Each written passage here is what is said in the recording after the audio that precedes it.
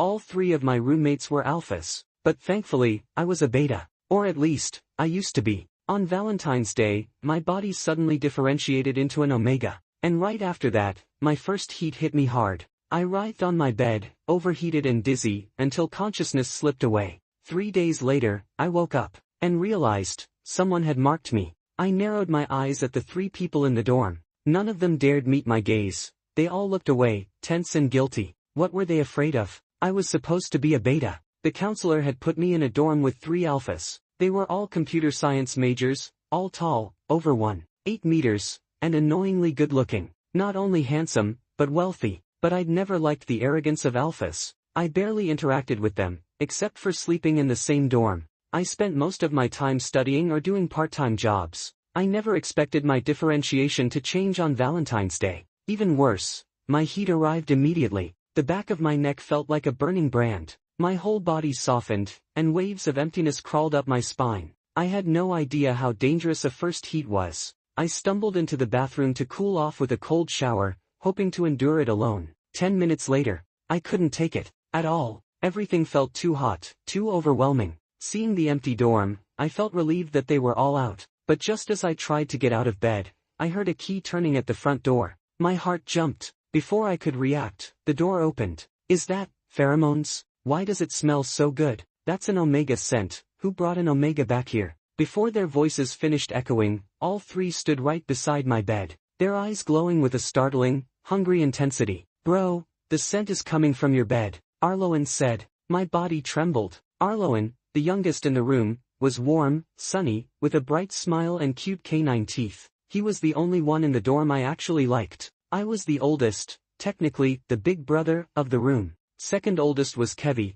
the cold type with a rich father. He never talked to me, and I disliked him the most. Third was Asterl, gentle, polite, but distant. All 3 were alphas, all a year younger. And now that I had differentiated into an Omega, I was basically a lamb dropped into a den of wolves. Bro, you turned into an Omega? Arloen leaned close, inhaling softly. Your scent, it's really strong. Joriell is in heat, Asterl said sharply. By then, my mind was barely functioning. Instinct dragged my hand forward, grabbing someone and pulling them onto the bed. The alpha pheromones washed over me, easing the burning ache, and I unconsciously curled closer. Bro, why are you only grabbing Kevi? I want to help too, Arloen said excitedly, climbing onto the bed. Asterl followed. My tiny single bed suddenly held 4 people. The 3 hovered over me, breath unsteady. Bro, ask us. We'll help. I was burning, barely conscious, unable to think about morals or shame. Tears gathered in my eyes as I choked out. Please, help me. Their voices blurred together. He's really struggling. Should we get an inhibitor? No time. I'll help first. By the time my mind cleared, it was already the 3rd day, and I was marked, but I had no idea which of them did it. When I asked, none of them answered. I was weak from my first heat, and the 3 immediately took over taking care of me. Bro, you're awake? You must be starving. I bought food for you. Arloen grinned brightly, placing the bag beside me. Joriell, I brought your favorite drinks, Asterl said warmly. Those 2 were suddenly being extremely attentive. Only Kevi sat silently, playing his game, not even glancing my way. Good. He could be eliminated immediately, not just because we had a long-standing conflict, but because he disliked Omegas. Actually, disliked was putting it mildly. Rumor said he once sent an Omega to the hospital. Now that I'd become an Omega, would he beat me too? I glanced his way. He was lounging in his chair, legs crossed, absorbed in his game. He was the best looking in the dorm, one of the school's campus princes, an S-rank alpha with countless admirers. But to me, he was just someone with a terrible temper. While I was staring, Kevi suddenly lifted his head, his deep black eyes meeting mine for a few seconds, and then his brows drew together. He shot me a cold, annoyed look, and walked out of the room without a word. As expected, completely insufferable. Once I earned money, I would definitely move out. After eating, I regained some strength and went to shower. But when I took off my clothes, I froze. My skin was covered in marks, especially around my chest and the inside of my thighs. I remembered none of it. My legs gave out and I slid to the floor. It was that serious. Did all 3 of them? Even if I had begged them, they didn't have to go that far, right? If I hadn't been physically strong from my part-time jobs, I probably wouldn't have survived their help. This only made me more determined to move out. After the shower, they insisted on taking responsibility, and dragged me to the hospital for a full checkup. The doctor concluded that the alpha pheromones had caused a secondary differentiation, and it turned me into a subgrade Omega. He said I would have to live as an Omega from now on. I grabbed his hand, desperate. Doctor, is there a way to turn me back into a beta? No, it's irreversible. My mind went blank. My life dream had always been simple: earn money, find a beta woman, and live an ordinary life together. But now I was stuck as an Omega, a subgrade Omega. Kevi glanced at me and said coolly, relax. Even if you're an Omega, I won't kick you out. Arloen squeezed my hand. Don't worry, bro. The three of us will take responsibility. That's right, Joriell. We'll all take care of you. Asterl added gently. A chill ran straight down my spine. Absolutely not. Even if I'd ended up as an Omega, I could still work, still build a life, still marry whoever I wanted. But the very next day, everything fell apart. While working my part-time job, I lost control of my scent. It slipped out, and customers started complaining that it smelled sharp, like sour citrus. The boss didn't hesitate. He fired me on the spot and didn't even pay my wages.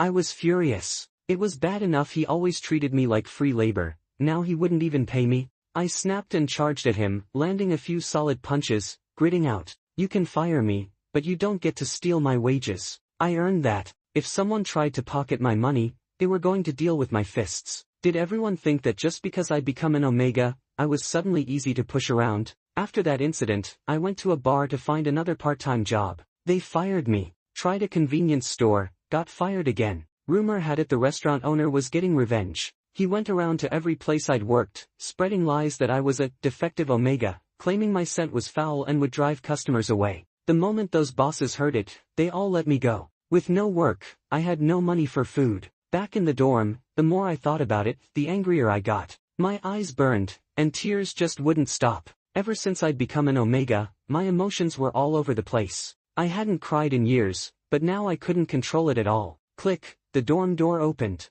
I panicked and wiped my tears. Arloen immediately sensed something was off and rushed to me. "Hey, are you crying?" Hearing that, Kevi and Asterl also walked over. "Joriell, what's wrong? Are you feeling sick?" Asterl asked gently. "You're not a kid anymore. If something's wrong, tell us, we'll figure it out," Kevi said, sounding cold but watching me closely, worry lurking underneath. Arloen smacked his arm lightly. "Kevi, be nice. Don't scare him." Hearing that made me like Arloen even more. He really was the best among them. "Tell us what happened," Arloen said softly. "Maybe we can help." Something in his voice made my guard drop completely, and I told them everything. Kevi's expression darkened. "Was it that Japanese restaurant owner near campus?" he asked sharply. "Yeah," I whispered. After venting to them, I actually felt much better. The next day, Arloen even took me out for lunch. But as soon as we stepped out of campus, I froze. "Where's the restaurant?" "What restaurant?" Arloen asked with a bright smile. I pointed at the empty space in disbelief. "It was right there yesterday. Where did it go?" Arloen glanced over. "Oh, that place. Kevi had it torn down last night. He didn't like how the owner treated you." "Torn down? Wasn't that a bit extreme?" "Don't worry," Arloen said cheerfully. "This whole street belongs to Kevi's family. If he wants to remove a shop, he removes it. If anyone bothers you again, tell me, I'll have Kevi handle it." That didn't sound reassuring at all. But still, Kevi and Arloen were unusually close, always together, and Kevi did anything Arloen asked. Around Arloen, he even acted human. I couldn't help wondering, did Kevi have a crush on Arloen? "Hey, eat," Arloen said, pouting. "Why aren't you eating?" "Yeah, Joriell," Asterl added with a lazy smile. "Come on, 3 cakes aren't that much. You can finish them," Kevi said casually. "I really can't finish 3 cakes, and..." I glanced at the 3 of them sitting close around me, then at all the people staring. "Why are you guys even in the cafeteria? You don't eat here." They were campus legends, good-looking, well-built, ridiculously wealthy, heirs of powerful families, and top-tier alphas. Whenever they appeared, the whole room focused on them. Especially Kevi. "Who's that Omega next to Arloen?" They look close. "That's Joriell from computer science. Look at him, acting all coy. Bet he wishes he could cling to Arloen. I mean, seriously, a defective Omega thinks he belongs with them? Shameless." I heard every word from the next table, at least whisper out of earshot. I was already annoyed about becoming an Omega. Losing my jobs only made it worse. Now these people had to buzz around my ears like bugs. And I'm not someone who tolerates nonsense. I grabbed my metal tray and slammed it on their table, glaring sharply. "Who exactly are you calling shameless?" What's wrong with being a defective Omega? Did I steal your food? I was broke and frustrated. If someone pushed me, I pushed back. The cafeteria went silent, everyone staring. The group I confronted went pale and ran off without daring to argue. When I turned back, I found the three alphas staring at me in shock. Especially Kevi. His gaze darkened, studying me. I frowned at him. What? Keep staring and I'll yell at you too. Arloen immediately stepped forward, eyes wide and pitiful. You'd yell at me too. I looked at him. He really did look like a big loyal puppy. My heart softened, and I reached out to pat his head. Not you. The moment I said that, I felt a burning stare. I looked up. Kevi was glaring at me, looking downright wounded. I froze, finally realizing I was still patting Arloen. Seeing Kevi's expression sour, I quickly pulled my hand back. The second I did, Kevi's expression eased. But when I reached out to pat Arloen again, his face darkened immediately. That confirmed it. Kevi really did like Arloen. But, two alphas together. Before I could figure out their relationship, Arloen introduced me to a new part-time job. Hourly rate, 1,000. The pay was unbelievable. I kept asking if it was legit and not some pyramid scheme, and only relaxed after he assured me it was tutoring. It paid more per hour than I earned in a week. Seeing the rate, I thought it'd be some spoiled troublemaker. But the kid who opened the door was soft-spoken and adorable. Hello, teacher.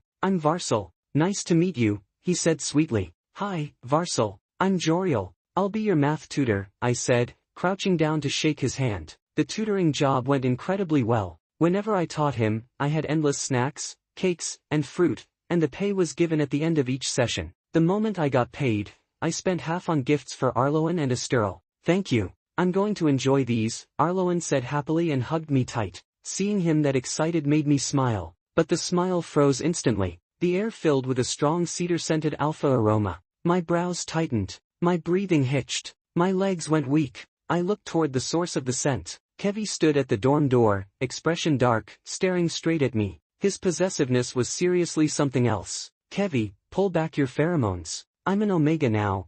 I can't handle that, Arloen said with a frown. Kevi obeyed instantly, withdrawing his scent. And mine. Seeing that Arloen and Asterl both had gifts, Kevi stared at me with furrowed brows, his tone serious. I froze for a moment. Kevi didn't like sweets, so I hadn't bought him any. And this was supposed to be my thank you gift for Arloen helping me find a part-time job. What did it have to do with Kevi? And why did he have the nerve to hold out his hand for one? Don't tell me I'm the only one without a gift, Kevi said, his voice low and gloomy. I quickly turned around and rummaged through the bag, pulling out a box of mint candies and handing it to him. I bought those at the supermarket, 3 boxes for 10 yuan. This is all I have. You want? Before I could finish, Kevi grabbed it out of my hand. Seeing me staring at him, he frowned slightly and said in a cold voice, You already gave it away. Don't tell me you want it back. I had honestly thought he wouldn't want it. Sensing the tension, Arloen quickly changed the topic. Hey, your heat cycle's coming soon, isn't it? Hearing that,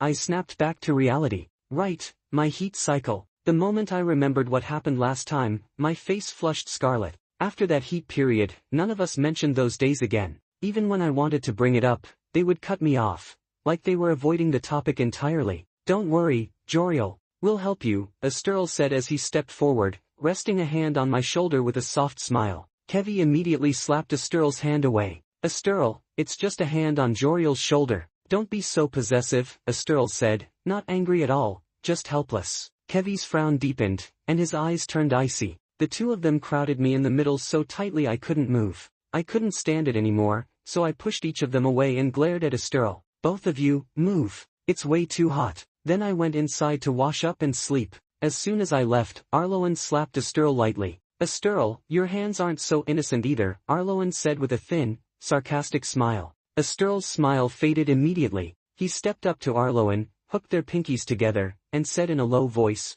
I didn't mean anything by it. You know that. Arloen shot him a glance, then shifted his gaze to Kevi, who was still visibly irritated. He placed a reassuring hand on Kevi's shoulder. All right, Kevi, calm down. We're all friends here. Asterl knows his boundaries. He better, Kevi muttered, giving Asterl a cold look before sitting back down to play his game. When I finished washing up and came out, the dorm had quieted down. Emisham. A sudden, pleased sigh startled me. I followed the sound and froze. Asterl was sitting on Arloen's bed, massaging his back. Arloen's eyes were half closed, looking completely relaxed. Seeing Asterl sitting on Arloen's legs, pressing on his waist, I blinked in surprise. I sneaked a glance at Kevi. He was still playing his game, completely unfazed. Kevi must have sensed me staring. His fingers paused on the controls, and he looked up at me. I threw him frantic looks, silently telling him to look at Arloen's bed. But Kevi, completely missing my meaning, walked over and gently touched the corner of my eye. "What's wrong with your eyes?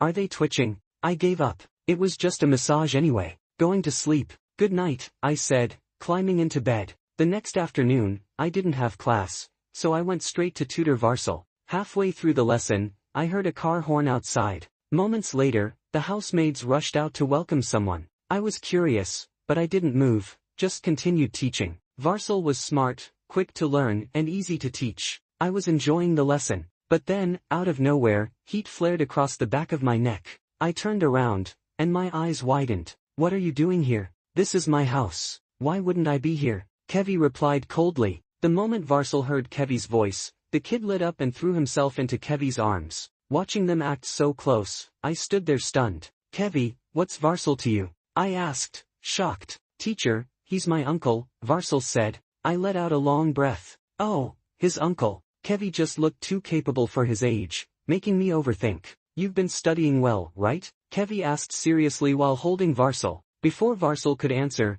Kevi shot me a look. "And your teacher is teaching you properly, isn't he?" Hearing that, I frowned. So he really came to pick a fight. "I'm teaching Varsel just fine." "Show your uncle," I said through gritted teeth. With the pay they were giving me, I definitely wasn't slacking. Kevi glanced over Varsel's perfect test paper and nodded, satisfied. I thought he'd leave, but instead he pulled up a chair beside me and quietly watched the entire lesson. Since he wasn't causing any trouble, I didn't say anything. But from that day on, he came to every session, to stare at me while I taught. One day during break, Varsel ran out to play, leaving only Kevi and me in the room. He sat on the leather sofa, dressed head to toe in designer brands. His sharp features carried that calm, distant elegance of someone raised in privilege. I didn't hold back, plopped down beside him, grabbed his fruit, and started eating. While chewing, I complained. "Why do you show up every day to watch me? I'm not stealing anything from your house. Besides, shouldn't he be staring at Arloen instead?"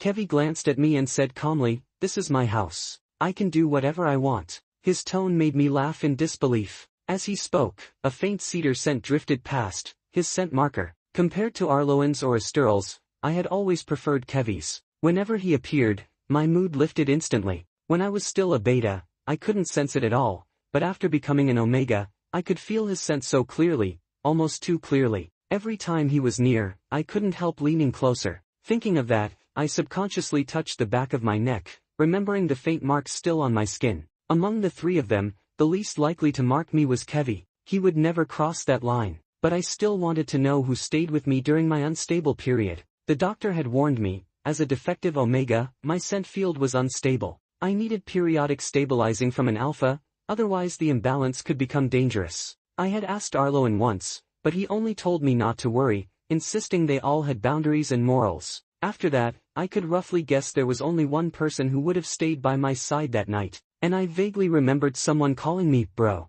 Was it Asterl, or Arloen? So I decided to probe Kevi, the unrelated one, see if he'd slip. "Kevi, let me ask you something." I scooted closer to him, resting my hand on his arm, smiling as I spoke. He froze, clearly startled. "What did you just call me?" he asked, stunned. "Kevi," I repeated with a grin. Arloen always called him that, using it might make him feel more at ease. But just as I was about to continue, I noticed something strange. Kevi's face slowly turned red, and a faint ripple appeared in his eyes. Ha! Was I imagining it? Kevi, blushing. I took advantage of that moment. "Kevi, can you tell me, the night I was unstable, was it Asterl or Arloen who stayed with me?" The moment the words left my mouth, his expression darkened instantly. "I don't know." After that day, Kevi didn't come watch my lessons for an entire week. In the dorm, he didn't even look at me. I knew he was mad. I hadn't planned on dealing with it, but his gloomy aura filled the entire room like a thundercloud, silently staring holes into me.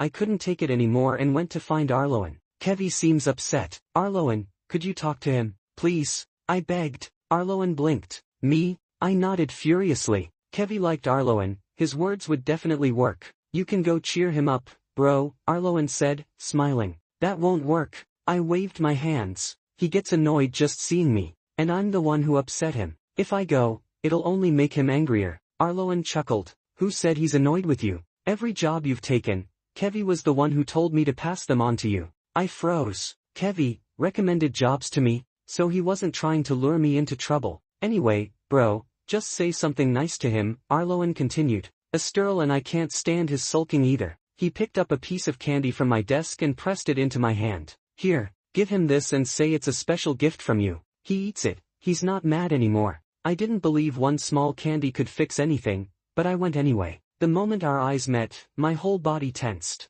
His gaze was dark, unreadable. I didn't know what to say, so I just shoved the candy into his hand. Kevi stared at it for a moment, then glanced over at Asterl and Arloen. Did they get one too? He asked, voice low. That candy was just something I got for free while buying instant noodles. There was only one. They didn't, I said honestly. At my answer, the tight line of his brows relaxed. He unwrapped the candy, put it in his mouth, and said lightly, it's acceptable. Just like that, he wasn't angry anymore. I couldn't believe Kevi was this easy to soothe. Last time was the same, one candy and he calmed right down. He was almost like a kid, oddly cute, but a week later, I regretted ever thinking that. Kevi could be infuriating when he wanted to be. My unstable period hit while I was tutoring Varsel, and I had forgotten to bring my suppressants. Varsel saw me collapse and panicked, running out with tears in his eyes to find Kevi. Uncle, teacher is in trouble, please help him, he cried. Kevi rushed in immediately. The moment he entered, he sensed the imbalance.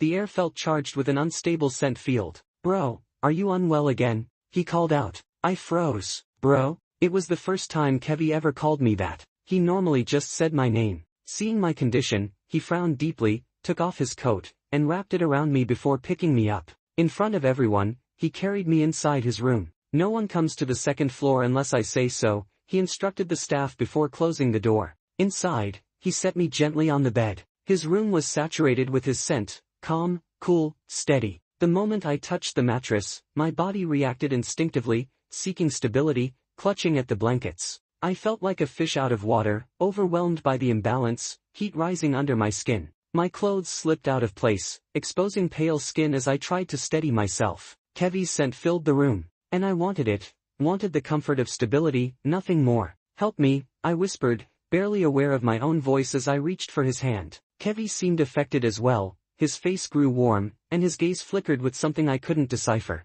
But he didn't help me immediately. Instead, he looked at me with a faint, mischievous smile, one that snapped me back into enough clarity to recognize trouble. Bro, Kevi murmured, pulling his hand away, eyes narrowing with a dangerous glint. If you want something, ask properly. A shiver went down my spine. I still had some clarity, unlike last time. Seeing that he wasn't willing, I didn't push. After all, the person he liked wasn't me. I forced myself off the bed and headed toward the door. I don't need your help. His expression changed instantly. He rushed over, pulling me back to the bed. Bro, I'm sorry. Don't go, he said, voice tight with panic. The moment he came close, the stabilizing scent washed over me again. My body trembled, my mind hazy, and I instinctively leaned toward him. So, steady, I murmured as I pressed my forehead against him, just needing the comfort. But when my hand brushed against his overheated skin, I snapped back to myself. Kevi, liked Arloen. I shouldn't. Before I could react, Kevi leaned in and kissed me, confident, skilled, leaving me breathless and unsteady. Between Arloen, Asterl, and me, he kissed along my neck, voice low. Who do you like more? Arloen, I answered faintly. He was my closest friend. Kevi's expression darkened instantly, and his grip tightened, not hurting, but unmistakably emotional. Hours later, I felt weak and exhausted, leaning against him. Bro, Kevi whispered again, who's the one you like the most? You, I said hoarsely. I like you. Who am I? He asked, as if my answer mattered more than anything. Kevi. I like Kevi the most. When I finally woke up, it was already the next evening. The first thing I saw was Kevi. His eyes were closed, his long lashes resting quietly, his sharp features softened in sleep. No wonder the whole school called him the campus heartthrob. He really was unfairly good-looking. I stared at him for a while before my gaze drifted lower, and that's when I saw faint marks scattered across his skin, clear traces left by me. My face heated instantly. Seeing he was still asleep, I quickly gathered my things and slipped out, escaping back to campus before I lost my nerve. I had no idea how I was supposed to face him, or Arloen, or Asterl. Outside the dorm room, I hesitated for a long time before daring to enter. A soft, breathy sound drifted from inside. I froze. Asterl is still giving Arloen a massage this late at night? I hesitated, then pushed the door open. Asterl, lighter. The moment the door opened, I saw Arloen's bed shaking. But maybe they heard the door, because the sound cut off immediately and the bed stilled. A few minutes later, the curtain was pulled aside. Arloen spotted me and lit up with surprise. He hopped off the bed, buttoning his shirt while grinning. Bro, you're back already. I thought your situation would last 3 days. My whole body stiffened. There were faint kiss-like marks along his neck and collarbone, and his lips looked swollen. I looked at Arloen, then at Asterl, still sitting on the edge of his bed. You too. I tried to speak but couldn't finish. Arloen wiped the corner of his mouth and smiled. You caught us doing something we weren't planning to hide for much longer. They were together, and both of them were alphas. Asterl, come here. We should talk to him properly, Arloen said with a small gesture. Asterl obediently climbed down. Bro, we won't hide it anymore. Asterl and I are together, Arloen said, almost proudly. When did that happen? I asked carefully. Probably the day you weren't feeling well. Arloen thought for a moment, then turned to Asterl. I'm remembering right, aren't I? Asterl's face flushed immediately as he nodded with a shy smile. It was the first time I had ever seen him blush. But if they got together that day, the person who helped me through that difficult moment was Kevi. Arloen, wasn't Kevi in love with you? I asked cautiously. Silence dropped over the room. I mean, people say he doesn't like Omegas, and you're an alpha, and he always listens to you, so, I rambled nervously. Arloen burst out laughing. Bro, how could Kevi like me? We grew up together, more like actual brothers than friends. He was still laughing as he explained. The rumor about him not liking Omegas, that's just because the person he likes isn't one. I froze. So he likes someone who isn't an Omega. A dull ache spread through my chest. But I was an Omega now. A defective one at that. My head felt tight and something in my chest fluttered uneasily as a realization slowly took shape. I liked Kevi. Every time he looked at me, my heart raced. I actually went to the hospital once thinking I had heart problems. But the tests said I was perfectly healthy. My body wasn't sick. Joriell, a voice suddenly called from the doorway. What's that supposed to mean? You use me and then run? Who does that? Kevi stormed into the dorm wearing just a thin layer of clothing, his eyes red as he glared at me. He looked like he had cried. I stared at him, stunned. Asterl, let's go. We'll stay at your place tonight, Arloen said casually, throwing an arm around Asterl's neck and dragging him out. I wanted to follow them, but Kevi blocked me. You like Arloen that much? Even after seeing him with Asterl, you still want to run after him? Kevi demanded, eyes burning. I like Arloen as a friend, I said quickly before he misunderstood further. The moment I said it, Kevi's tears vanished. His voice turned cold. Then why'd you run back here so fast? Or do you like Asterl instead? And you, who do you like? At that, Kevi's expression darkened. He cornered me against the wall, his gaze intense enough to steal my breath. Bro, was I not clear enough last night? Do you seriously not know who I like? My face went completely red.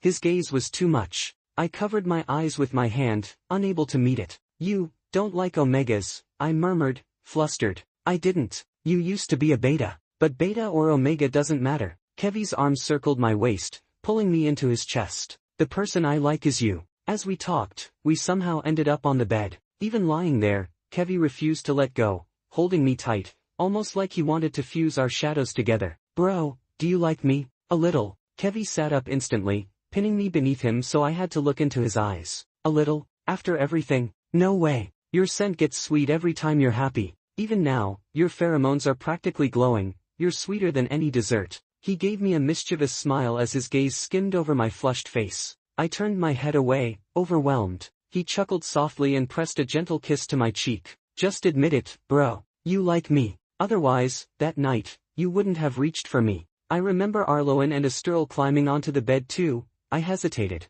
You're mine. Why would I let them touch you? Kevi tightened his hold, possessiveness simmering under his calm tone. And those two had already fallen for each other. They just hadn't admitted it. You don't hate me, I whispered. Isn't it you who hates me? Kevi's voice dipped. I texted you and you never replied. You ignored me every chance you got. All you ever cared about was Arloen. His tone grew anxious. Okay, my fault, I said quickly, leaning forward to kiss his cheek. The moment I did, Kevi's pupils tightened, and he accidentally let out a wave of warmth through his scent. Bro, kiss here. He pointed at his lips, coaxing softly. I didn't hesitate, I kissed him. His lips were surprisingly soft. Bro, I love you. Kevi's voice shook with emotion as he leaned into me again. Bro, do you love me? I love you.